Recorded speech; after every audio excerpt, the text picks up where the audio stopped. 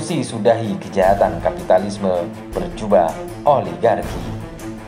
Setelah muncul Cipta Kerja setahun lalu, muncul lagi Undang-Undang IKN Januari 2022. Undang-undang super kilat ini bukan hanya kilat dari sisi prosesnya, tapi juga kilat dalam menggerus dana negara sebesar 466 triliun rupiah. Dan angka ini diduga akan bengkak oleh banyak pengamat ekonomi. Undang-Undang Cipta Kerja, Undang-Undang Minerba, Undang-Undang KPK, dan Undang-Undang IKN bak tentakel gurita dari monster oligarki yang saat ini telah berhasil mencengkram dan menguasai berbagai sendi kehidupan umat seperti energi, tambang, pertanian, hukum, hingga kehidupan dasar hakiki umat, yaitu keyakinan dan kebutuhan pokok. Jalan mulus oligarki menguasai politik dan ekonomi negeri ini akibat diterapkannya sistem rusak kapitalisme liberal. Relasi semakin kayanya oligarki pun tidak akan membuat umat dan negara ini makin sejahtera. Justru sebaliknya, tambah miskin dan sengsara. Salah satu penyebabnya dibahas senior ekonom Faisal Basri yang mengungkapkan keuntungan yang diraih di sektor tambang pun juga tidak dapat sepenuhnya dinikmati oleh rakyat. Contohnya, pendapatan dari ekspor batu bara tahun 2021 yang mencapai kurang lebih 480 triliun rupiah, namun tidak terkena pajak ekspor. Dengan praktek seperti itulah kita menemukan relasi mengapa harta para oligarki sangat luar biasa.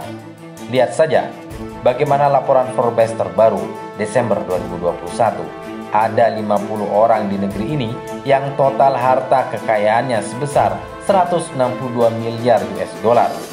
Total kekayaan tersebut hampir sama dengan belanja pemerintah dalam anggaran pendapatan belanja negara, di mana tahun ini belanja pemerintah mencapai 2.700 triliun rupiah. Lalu bagaimana cara menghentikan ketidakadilan tersebut? Paling tidak ada dua hal yang harus segera dirubah. Langkah pertama, merubah konsepsi sistem ekonominya. Karena pada lingkup konsepsi sistem ekonomi inilah kapitalisme sebagai sebuah sistem yang diadopsi di negeri ini memunculkan masalah, sehingga harus segera diganti dengan sistem yang adil. Disinilah konsepsi sistem ekonomi Islam diperlukan, karena dalam konsepsi ekonominya dengan sangat jelas dan mengatur kepemilikan, pengelolaan kepemilikan, dan distribusi kekayaan. Dari penerapan inilah pemecahan permasalahan ekonomi seperti penguasaan sumber daya alam oleh oligarki dapat dihentikan dan distribusi kekayaan ke umat bisa diwujudkan. Langkah kedua adalah konsepsi politik kekuasaan. Membahas ekonomi tentu tidak boleh dilepaskan dari pembahasan tentang politik, pemerintah, dan kekuasaan.